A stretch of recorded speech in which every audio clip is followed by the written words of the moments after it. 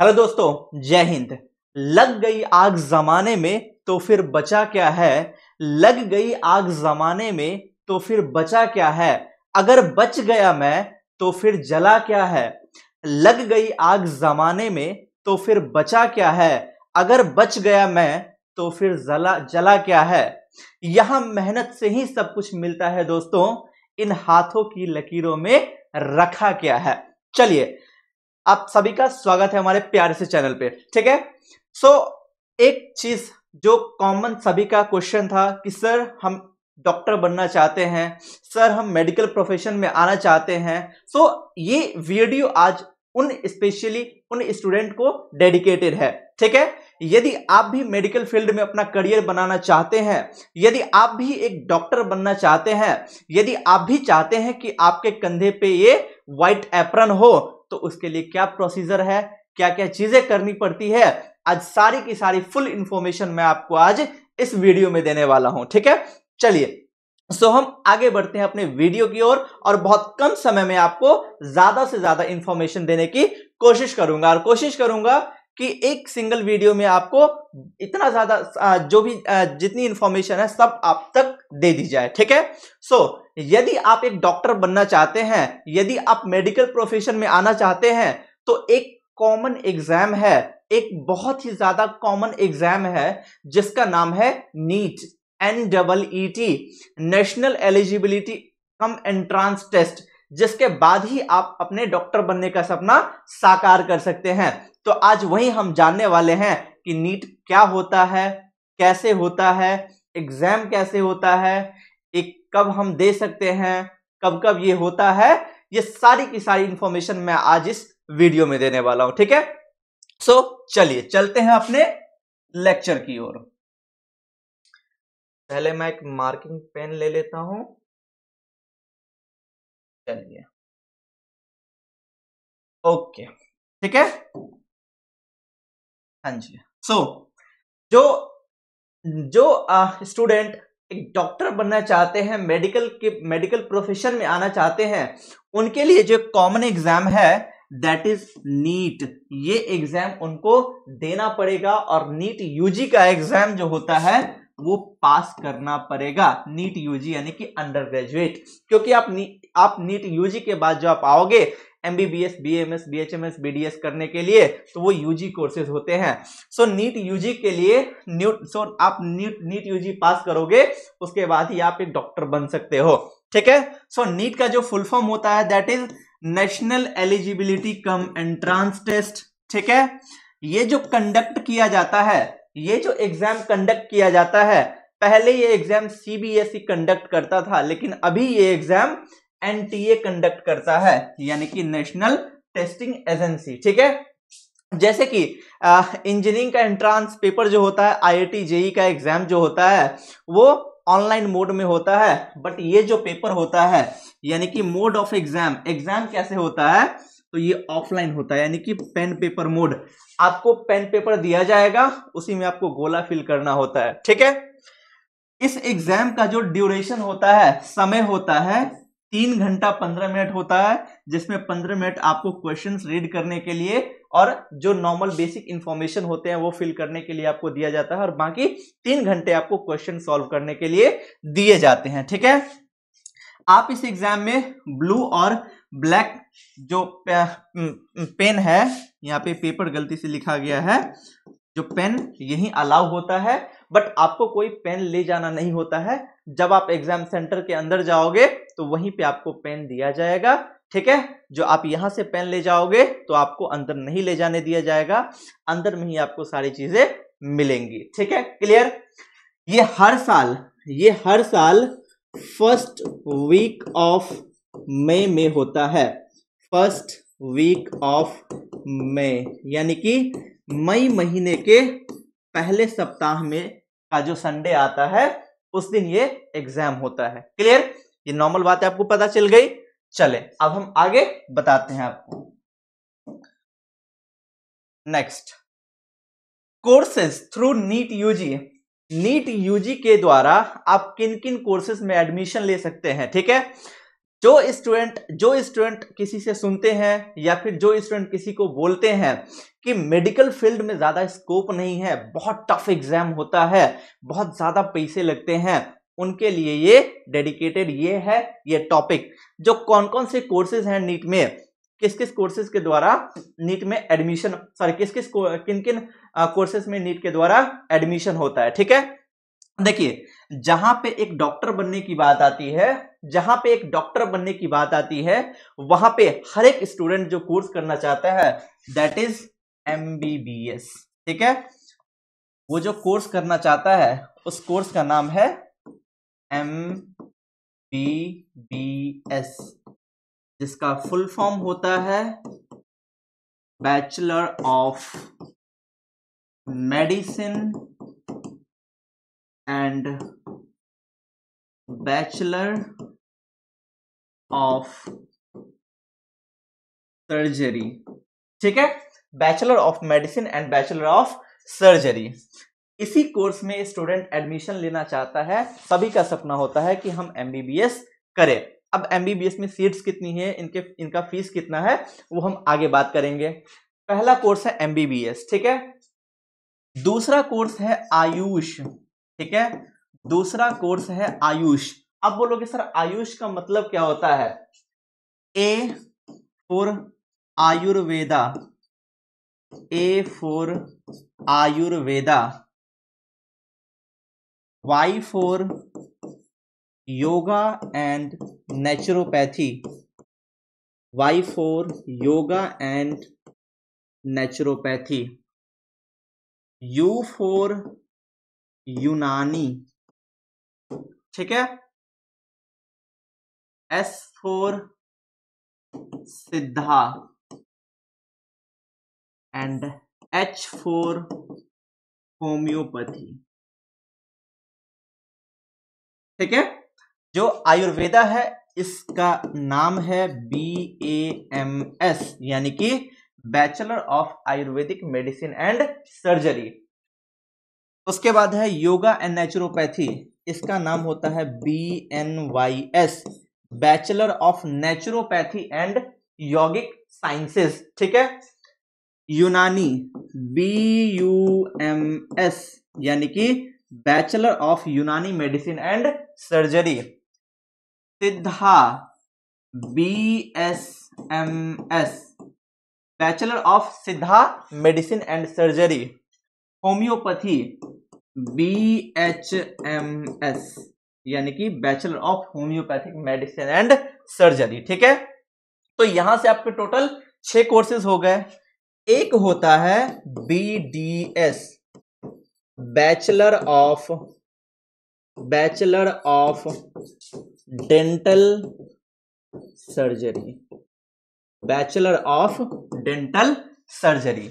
सो यदि आपको एक डॉक्टर बनना है, यदि आपको अपने नाम के साथ एक डॉक्टर लगाना है, DR लगाना है, उसके 2 ही रास्ते हैं। या तो आप PhD कर लीजिए, PhD करके आप अपने नाम के साथ डॉक्टर लगा लीजिए, या फिर मेडिकल की इन कोर्सेज करने के बाद आप अपने नाम के साथ डॉक्टर DR लगा सकते हैं। ये टोटल 7 कोर्सेज, ठीक है। अब देखिए, ये तो वो कोर्सेज हो गए जिनसे आप अपने नाम के आगे डॉक्टर लगा सकते हैं। उसके अलावा जो नीट के द्वारा जो जिन कोर्सेज में एडमिशन होते हैं, वो नर्सिंग हो गया, फार्मेसी हो गया, और भी बहुत सारे ऐसे कोर्सेज हैं जो कि देखिए मेडिकल में वैरायटीज बहुत है, बहुत से कोर्सेज है। बिल्कुल भी घबराने की जरूरत नहीं है कि सर जो इंजीनियरिंग से ज्यादा कोर्सेज मेडिकल में नहीं है, ना जी, ऐसा कुछ भी नहीं है। सबसे ज्यादा यदि कोर्सेज है तो मेडिकल फील्ड में है। हाँ, हालांकि यही है कि यदि आप अपने नाम के साथ डॉक्टर लगाना चाहते हैं तो आपको इन 7 कोर्सेज में एडमिशन लेते हैं तो आप अपने नाम के साथ डॉक्टर लगा सकते हैं, ठीक है। Bachelor of medicine and bachelor of surgery, जिससे जो करने के बाद जो स्टूडेंट चाहे तो उसके बाद वो फिर MD/MS कर सकते हैं। यही एलोपैथिक डॉक्टर जो होते हैं वो MBBS, ठीक है। दूसरे में प्रायोरिटी दी जाती है आयुष में आयुर्वेदा की BAMS, bachelor of Ayurvedic medicine and surgery, क्योंकि इसमें भी आगे चल करके आप सर्जरी कर सकते हो। बाकी जो ये कोर्सेज है इनमें आप सर्जरी नहीं कर सकते हो। सिद्धा BSMS, बैचलर ऑफ सिद्धा मेडिसिन एंड सर्जरी, जो सिद्धा वाला मेडिसिन होता है वो दी जाती है। होम्योपैथी मेडिसिन सभी को पता ही होगा, चीनी के दाने के ऐसे छोटा छोटा जो गोली होता है होम्योपैथी वाला। यूनानी जो इस्लामिक धर्म के होते हैं वो ज्यादातर इन कोर्सेज को प्रीफर करते हैं। योगा एंड नेचुरोपैथी, जिसमें योगा और नेचुरोपैथी यानी कि बिना दवाइयों के कैसे हम अपने बॉडी को ट्रीट करें, बीमारियों को ठीक करें, वो इन कोर्सेज में बताया जाता है। ठीक है, उसके बाद एक BDS, जो दांतों के जो डॉक्टर होते हैं ना वो क्या किए होते हैं, BDS। ठीक है, MBBS, BAMS, BNYS, BUMS, BHMS और BSMS, इन सभी का ड्यूरेशन जो है वो है 5.5 ईयर्स, यानी कि ये सारे कोर्सेज 5.5 साल के होते हैं। ठीक है, जिनमें जो आपका 4.5 साल होता है ये होती है आपकी थ्योरी, 4 इयर्स ये होता है आपका थ्योरी, प्लस 1 ईयर ये होता है आपका इंटर्नशिप, जिसमें आपको हॉस्पिटल में आपकी ड्यूटी लगती है कि आपको पेशेंट को ट्रीट करना सिखाया जाता है। ठीक है, क्लियर है यहां तक बात जी? आगे बढ़े, चलिए नेक्स्ट।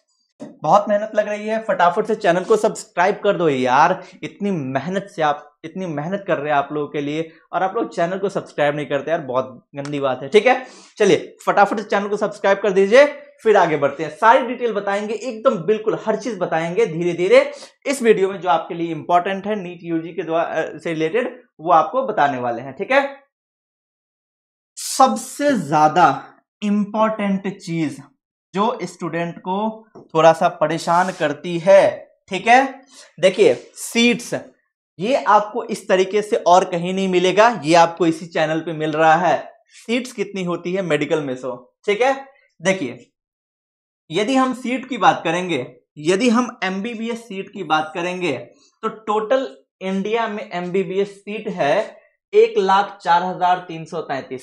ठीक है, इंडिया में टोटल MBBS सीट्स है 1,04,333।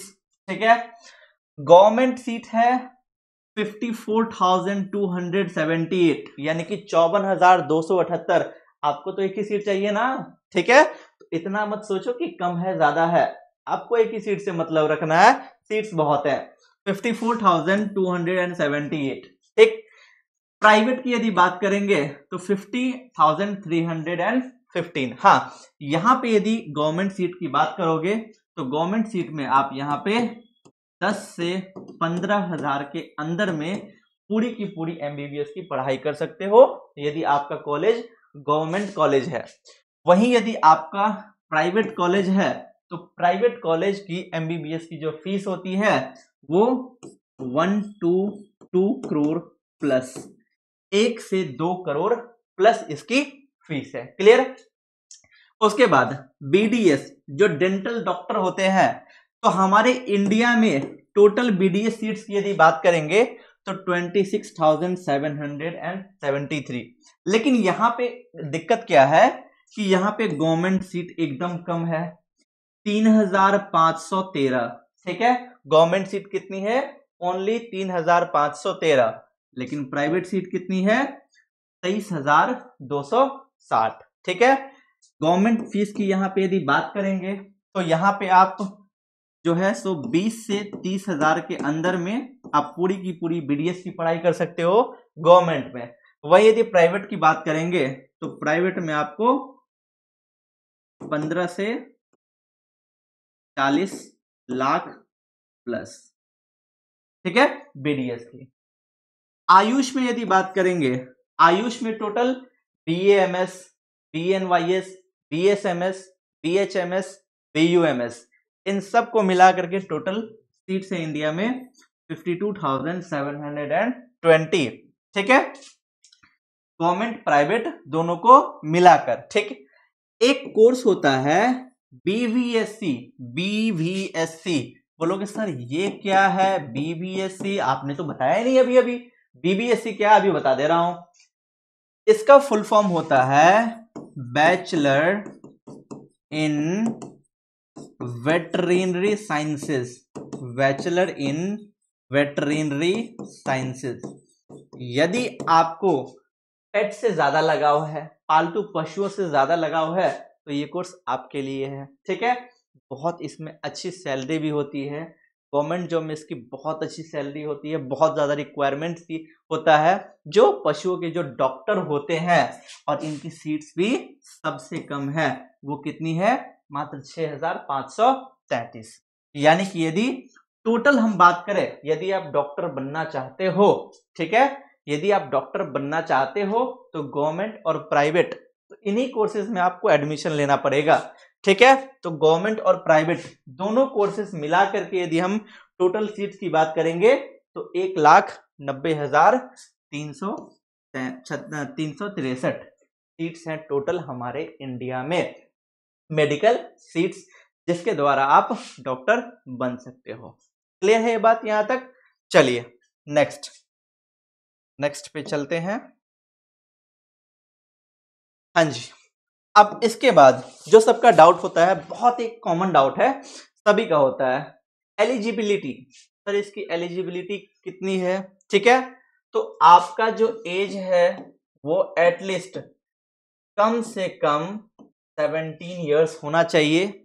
यानी कि जब आप कॉलेज में एडमिशन लोगे उस टाइम आपकी जो एज है वो 17 साल मिनिमम होनी चाहिए, और मैक्सिमम नो एज लिमिट। ठीक है, मैक्सिमम नो एज लिमिट। ठीक है, आप चाहे 5 साल आप चाहे 40 साल के हो, 50 साल के हो, 60 साल के हो, आप नीट का एग्जाम दे सकते हो। ठीक है, अभी आप लेटेस्ट सुने हुए होंगे, एक 62 इयर्स के ओल्ड पर्सन थे जो कि बैंक से रिटायर्ड थे, उन्होंने नीट का एग्जाम दिया था, उनका नीट का एग्जाम क्लियर हो गया था। तो 62 साल की उम्र में वो MBBS की पढ़ाई कर रहे हैं। ठीक है, तो इसका कोई एज लिमिट नहीं है। टोटल नंबर ऑफ कैंडिडेट जो एग्जाम देते हैं वो अप्रॉक्स 16 to 18 lakhs, यानी कि 16 से 18 लाख बच्चे एग्जाम देते हैं। बट मेरे बच्चों, आपको घबराना नहीं है, आपको मैं खुद पढ़ाऊंगा, डोंट वरी, आपको कोई दिक्कत नहीं आएगी। अब ये जो सोच रहे होगे सर 16 से 18 लाख बच्चे और सीट्स है मात्र 1.5 लाख या 1 से 1,90,000 गवर्नमेंट प्राइवेट दोनों को मिला करके, कैसे होगा हमारा? ठीक है, अरे भाई इनमें 10 लाख तो ऐसे स्टूडेंट होते हैं, इनमें 10 लाख तो ऐसे सीट्स स्टूडेंट होते हैं जो कि पढ़े हुए नहीं होते हैं। ठीक है, यानी कि वो अच्छे से तैयारी बिल्कुल भी नहीं किए हुए होते हैं और डायरेक्ट एग्जाम देने आते हैं। सो 10 लाख तो आपका ऐसे ही हो गया, बचा कितना? 6 से 7 लाख, 8 लाख। उनमें से मीडियम वाले बच्चे होते हैं जो थोड़ा सा कम मेहनत किए हुए होते हैं, 3-4 लाख वैसे ही। ठीक है, मतलब कि ऑन एन एवरेज यदि बात करें तो अप्रोक्स मेन जो आपका कंपटीशन है वो आपका 3 से 4 लाख बच्चों में होता है।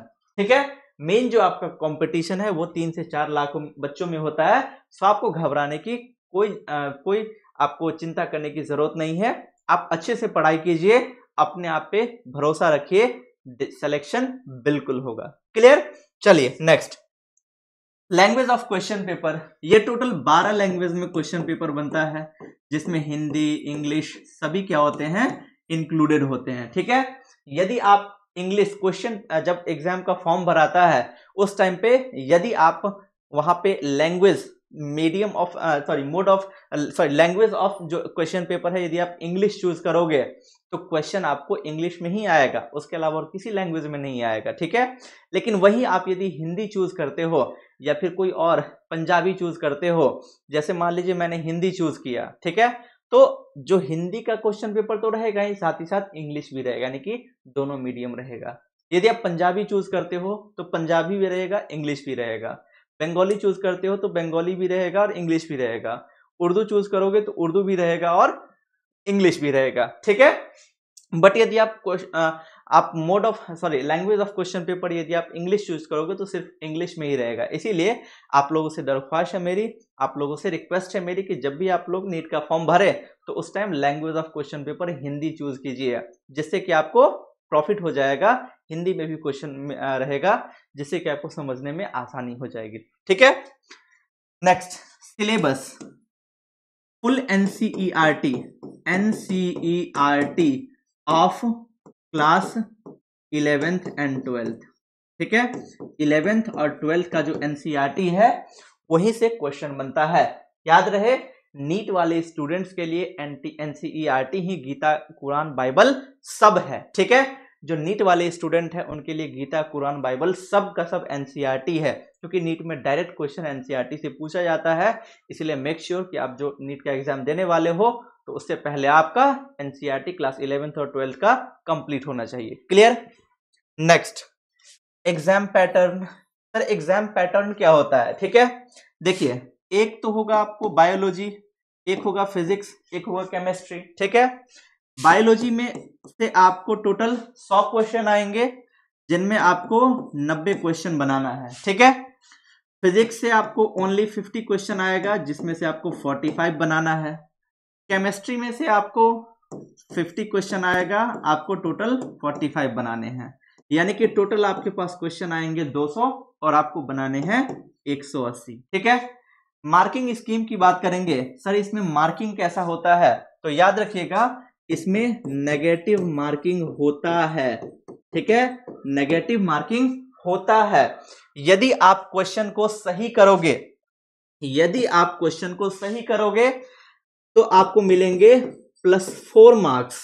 ठीक है, यदि आप एक क्वेश्चन गलत करते हो तो आपके कट जाएंगे -1। ठीक है, लेकिन यदि आप कुछ भी नहीं करते हो तो आपको कोई इफेक्ट नहीं करेगा, ना तो आपके नंबर कटेंगे ना बढ़ेंगे। ठीक है, हर एक क्वेश्चन 4 नंबर का होता है, यानी कि टोटल आपको 180 इंटू 4 यानी कि 720, 180 क्वेश्चन होगा, टोटल 720 मार्क्स होगा, और आपको यही 720 मार्क्स के साथ आपको फाइट करना है, आपको लड़ना है, और आपको अच्छा मार्क्स लाना है, और किसी भी जो भी आपको मेडिकल कोर्सेज मिले उसमें आपको एडमिशन लेकर के एक अच्छा डॉक्टर बनना है। ठीक है, सो ये थी इसके बारे में सारी की सारी इंफॉर्मेशन नीट के रिगार्डिंग, जो कि मैंने आपको बिल्कुल ही डिटेल में बता दी। ठीक है, होप आपको वीडियो पसंद आई होगी, and thank you so much कि आप इतना सारा प्यार देते हो। एक और भी रिक्वेस्ट आप लोगों से रहेगी कि जो स्टूडेंट अभी तक चैनल को सब्सक्राइब नहीं किए हैं, फटाफट से आप चैनल को सब्सक्राइब कर लीजिए, फिर हम आगे बढ़ते हैं और आगे की पढ़ाई करेंगे, और नीट में अच्छा नंबर ला करके आप लोगों को मुझे मेडिकल कॉलेज में भेजना है, और वहां पे आप लोगों को एक गवर्नमेंट सीट लेकर के MBBS की पढ़ाई करनी है। ठीक है, चलिए, थैंक यू सो मच, मिलते हैं अपने क्लास में। Bye bye, thank you so much, bye.